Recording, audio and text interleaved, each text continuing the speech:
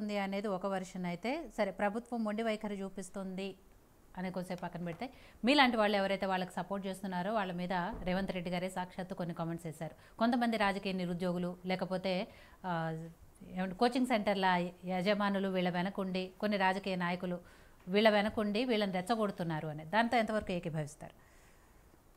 అమ్మా ఒకటి, నేను పార్టీకి సస్పెండ్ అయిందే 46 జీవో కోసం.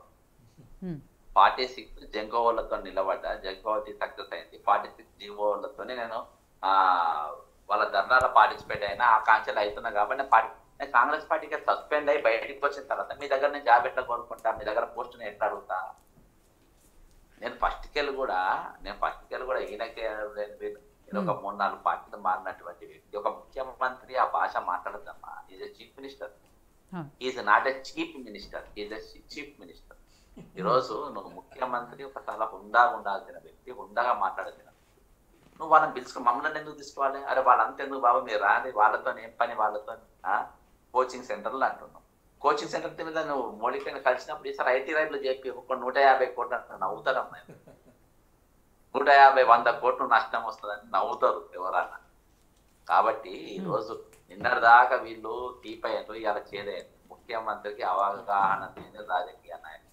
నేను చాలా మందిని ముఖ్యమంత్రులను చూసిన. రాజశేఖర రెడ్డి గారు పెద్ద మనిషిలోనే పనిచేసిన. ఈయనకు రాదు, ఈయనకు పరిపాలన రాదు. ఈయన ఇదొక గ్రామ పంచాయతీ సర్పంచ్ లెక్క ఫీల్ అవుతుంది. ఇదొక రాష్ట్రానికి, ఆ రాష్ట్రానికి ముఖ్యమంత్రి లెక్క ఈయన ఫీల్ అవుతలేదు.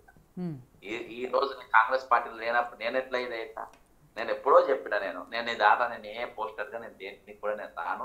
నేను అప్లికేషన్ కూడా పెట్టలే కదమ్మా. ఇప్పుడు నేను దేనికన్నా బయోడేటా ఇచ్చిందా?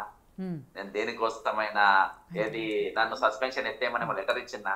చిన్నారెడ్డి మా ఇంటికి వచ్చి జడ్సన్ నువ్వు కొంత తగ్గకుంటే సస్పెండ్ చేసుకోమని చెప్పిన. నేను బాజాబ్తా నాకు అవకాశం ఇచ్చింది, అయినా కానీ సస్పెండ్ చేసుకో, నేను ఇదే లైన్ ఉంటానని చెప్పిన. చిన్నారెడ్డిగా చెప్పిన బాజాబ్తా. కాబట్టి ఈ చిల్లర నా క్యారెక్టర్ ఏందో ఆయన తెలుస్తాం, ఆయన క్యారెక్టర్ నా క్యారెక్టర్. జడ్సన్ గారు స్టూడియోలో సురేష్ గారు ఉన్నారు, ఒకసారి మీతో మాట్లాడతారు. అన్న, మీరు గత అంటే సీనియర్ కాంగ్రెస్ పార్టీలో గతంలో నుంచి కాంగ్రెస్ లో కొనసాగినారు. గత కాంగ్రెస్ కి ఇప్పుడున్న కాంగ్రెస్ కి డిఫరెన్స్ ఏముందన్నా? ఇప్పుడున్న కాంగ్రెస్ ఎవరికంటే నారా రేవంత్ నాయుడు కాంగ్రెస్. నారా రేవంత్ కాంగ్రెస్. రైట్ సరే జడ్సన్ గారు, ఒక్క విషయం ఫైనల్ గా మీరు ఇంకో కొన్ని విషయాలు. జడ్సన్ గారు ముఖ్యమంత్రి గురించి మాట్లాడేది నాకు అర్థం. ఏం మాట్లాడుతున్నావు జడ్సన్ అన్న నేను అనేది? చెప్పు, ఏం మాట్లాడుతున్నావు? దయాకర్ గారు, చెనగాని దయాకర్ గారు అండి. ఏం మాట్లాడుతావు? చాలా పెద్ద మనిషి అమ్మా, ఆయన గురించి నేను మాట్లాడే అవసరం లేదు. గత ప్రభుత్వంలో చేసినప్పుడు ఆయన ఎక్కడున్నో నేను చూడలేదు. నేను 179 కేసులు వేసిన. ఈ రోజు ప్రభుత్వం అధికారం నా గురించి మాట్లాడుతూ చాలా జాగాలో మాట్లాడు, కూర్చుంటే లేవలేదు, లేసుంటే కూర్చోలేదు, చాలా చీప్ గా మాట్లాడు. రేవంత్ రెడ్డి ఎసొంటోడు అని అంటే ఇప్పుడు మాట్లాడుతున్న వ్యక్తి అసొంటోడు. ఇది ఇద్దరు భాష ఒక తిరిగానే ఉంటది. ఆయన మెచ్చుకోవాలని ఇదేమో అంటా ఉన్నాడు. ఈయన ముఖ్యమంత్రి అయినాక మాట్లాడాను. ప్రభుత్వం దేనికి కష్టపడ్డాను నేను అర్థమైందా? ఇక నువ్వు పదవి కోసము లేకుంటే ఈయన మెచ్చుకుంటే నువ్వు నన్ను తిడితే ఆయన మెచ్చుకుంటాడని ఇష్టం వచ్చినట్టు నువ్వు మీడియా ముందు ఏడబడితే ఆడ తిడుతున్నావు. లైవ్ ఫ్యాషన్ అనుకుంటున్నావు. నా ఇంటర్వ్యూ తీసుకొని జడ్సన్ తిడతా, నేను నిరుద్యోగులను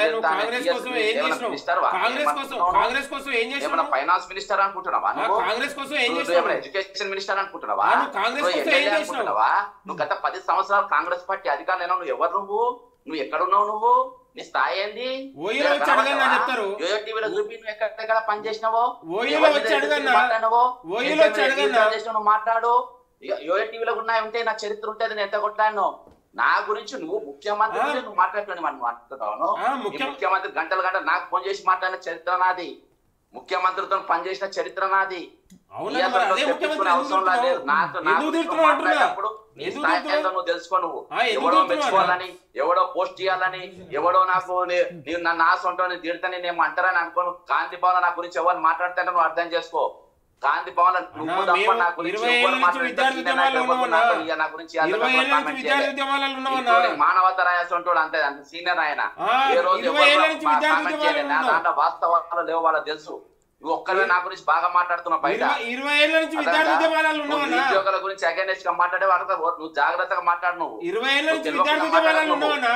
నువ్వు ఇంత చిల్లర కాని వాడిని అనుకోలే నేను. నువ్వు ఓయూకేలో వచ్చినా కొంచెం విధి ఉన్నట్టు అనుకున్నా కానీ ఇంత చిల్లర చాలా చిల్లరగా బిహేవ్ చేస్తున్నావు. ఈ రోజు జడ్సన్ నన్ను యోయో టీవీలో నన్ను తిట్టినా చెప్పి రికార్డు చెప్పి పెట్టుకుంటే రేవంత్ రెడ్డి ఏమైనా పోస్ట్ ఇస్తాం పోయి ట్రై చేసుకో. ఆయన పక్కన రైట్ లెఫ్ట్ నా గురించి మాట్లాడడానికి వెనక ముందు అవుతారు. నువ్వు నా గురించి నువ్వు మాట కూర్చుంటే లేవనోరు లేకుంటే కూర్చోం లేడు అంటావా? నువ్వు రికార్డు చేసుకో. నువ్వు బచ్చగాని లేకుండా ఇలా డ్రామాలు ఏవో చేస్తున్నా డ్రామా లేకుండా నువ్వు పిచ్చి పిచ్చిగా మాట్లాడితే మామూలుగా ఉంటే తోలు తీస్తా. మళ్ళీ ఇంకోసారి పిచ్చి మాట నా గురించి మాట్లాడితే నువ్వు పదే కాంగ్రెస్ ప్రభుత్వం గురించి మాట్లాడితే నా గురించి మాట్లాడతావా? కాంగ్రెస్ ప్రభుత్వం గురించి మాట్లాడుతున్నాను. హైకోర్టులో పిటిషనర్ నేను, జనార్దన్ రెడ్డి మీద పిటిషనర్ నేను, కాళేశ్వరం మీద పిటిషనర్ నేను, కాళేశ్వరం మీద పిటిషనర్ నేను, దళిత బంధు మీద పిటిషనర్ నేను. నువ్వు ఎన్ని కేసులు వేసినావు? ఏడ కనబడ్డావు నువ్వు? కల్వకుంట్ల కవిత పిటిషనర్ నేను, కేటీఆర్ డ్రగ్స్ కేసులో పిటిషనర్ నేను, ధరణి మీద పిటిషనర్ నేను. ఏ కేసు గురించి నువ్వు నీ ముఖ్యమంత్రి ఏం కొట్ట ఒట్టే కూర్చుంది అనుకున్నా. నా పుణ్యాన్ని ముఖ్యమంత్రి అని రాసుకో. నువ్వు రేవంత్ రెడ్డి అన్నట్టు ఆన్ రికార్డు రాసుకోయాలా?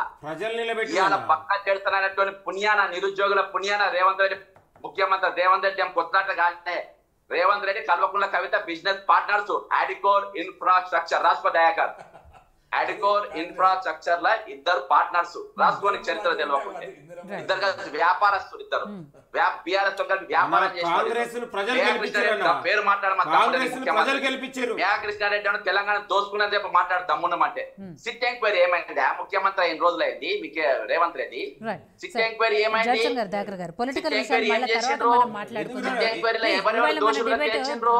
ఈ రోజు 7 నెలలైంది ప్రభుత్వం వచ్చి. సిట్టు గురించి ఏమైంది ఒకసారి మాట్లాడు. ఒకసారి సిట్టు చరిత్ర దిగి అమ్మా ఇసొంటోని మీ ఛానల్ పిలవకండి దయచేసి చెప్తున్నా. మీ ఛానల్ గౌరవం ఉన్నది. ఇంకోసారి ఇసొంటోని పిలిచి నన్ను మాట్లాడమని నేను మాట్లాడా. ఈ రోజు అదే తప్పులని వాళ్ళ దిక్కు పెట్టుకొని ప్రభుత్వం గురించి మాట్లాడారు, గత దొంగల గురించి మాట్లాడారు. టీఎస్పీఎస్సీ క్వశ్చన్ పేపర్ లీక్ అయ్యి ఈ రోజు కొత్త ప్రభుత్వం వచ్చి 7 నెలలు అయితే జనార్దన్ రెడ్డి అంటే బొకే ఇచ్చి పంపుతారా? మీరు జైలుకు పంపాల్సిన బొకే ఇచ్చి పంపుతారా? గంట చక్ర పని పైన ఎంక్వైరీ ఆ పీరియడ్ లో జరిగినటువంటి ఎంక్వైరీని మీరు ఎందుకు చేస్తున్నారు? ఈ రోజు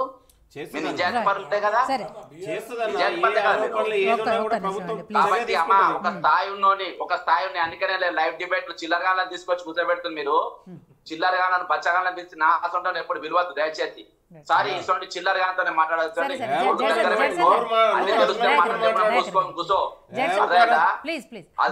మంచి మంచితో బచ్చగానే తొక్కుకుంటూ వెళ్ళిపోతాను.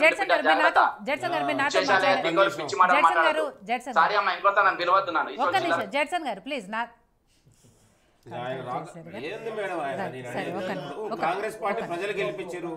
ఆయన వల్ల ఆయన ఆర్టీఐలు వేస్తే, ఆయన కేసులు వేస్తే ఆయన చూసి కాంగ్రెస్ గెలిపించారంటే ప్రతి వాళ్ళు నిరుద్యోగులు, కార్యకర్తలు అందరూ కష్టపడితేనే కాంగ్రెస్ పార్టీ అధికారంలోకి వచ్చింది. దయాకర్ గారు ఆ ప్రజల్లోకి తీసుకెళ్ళడానికి నిరుద్యోగులు కానీ అలాంటి కార్యకర్తలు కానీ చాలా మంది పనిచేశారు. సరే ఆ తర్వాత చెప్పండి. గ్రూప్ 2 ఉద్యోగాలు డిమాండ్గా కంపల్సరీగా 3 to 3 కంపల్సరీగా పెంచి పోస్ట్పోన్ చేయాలి. ఎందుకు చేయాలంటే మేడం ఇందులో చాలా మంది ఇన్వాల్వ్మెంటే ఉంటారు. గ్రూప్ 1 ఉద్యోగస్తులు ఒకవేళ మెయిన్స్లో సెలెక్ట్ కాకపోతే గ్రూప్ 2 మీద ఆధారపడతారు. గ్రూప్ 2లో రాకపోతే group 3, group 2 group 3 same syllabus. కాబట్టి ఇది లక్షల మందితో కూడుకున్న వ్యవహారం. కాబట్టి ప్లస్ ఇదివరకు బిఫోర్ ఎలక్షన్లో ముందు కాంగ్రెస్ పార్టీని మేము విలేజ్ తీసుకెళ్ళి గెలిపించిన దాంట్లో మా పాత్ర చాలా ఉంది. చాలా అంటే చాలా ఉంది. ఇంకొకటి మేడం జాబ్ క్యాలెండర్ మేము ఇప్పుడున్న పోస్టులలో మేము కలపము. జాబ్ క్యాలెండర్ ఇస్తూ ఉంటున్నాం. జాబ్ క్యాలెండర్ ఎవరు ఇస్తారన్నా? ఒక నిమిషం. జాబ్ క్యాలెండర్ ఎవరు ఇస్తారు? టీజీపీఎస్సీ. ప్రభుత్వం ఎట్లా ఇస్తారు? ఇన్ని రోజులు మొన్న బల్మూరు వెంకట్ వాళ్ళు వీళ్ళు ఎట్లా అంటారు? ఎవరిని ట్రాప్ చేస్తున్నారు మీరు? ప్రభుత్వం క్యాబినెట్ అసెంబ్లీలో ఏదైతే నీకు టీజీపీఎస్సీ పరిధిలో, జెన్కో పరిధిలో, ఎలక్ట్రిసిటీ డిపార్ట్మెంట్ పరిధిలో, హెల్త్ డిపార్ట్మెంట్ పరిధిలో, ఏ పరిధిలో ఆ పరిధిలో పోస్టులు వచ్చేసి మీ గవర్నమెంట్కి ఒక లెక్క ఉందా? ప్రభుత్వం ఒక లెక్క వచ్చిందా? మీకు వచ్చిందా? మీకు రాలేదు కదా. వారంలో 10 రోజుల్లో మేము దాంట్లోనే ఇచ్చేస్తాం, దీంట్లోనే ఇచ్చేస్తాం. ఒక 1 yearలోనే మళ్ళీ ఇదే పెంట మళ్ళీ వచ్చే సంవత్సరం కూడా పెడదాం అనుకుంటున్నారా మీరు? ఏ ఎగ్జామ్ డేట్ మధ్యలో షెడ్యూల్ ఎంత ఎప్పుడు ఎక్కడే పెట్టాలనేది కొంచెం అవగాహన ఉందా? ఎవరికి ఇస్తా అని చెప్పేసి ఎవరికి చెప్తాను?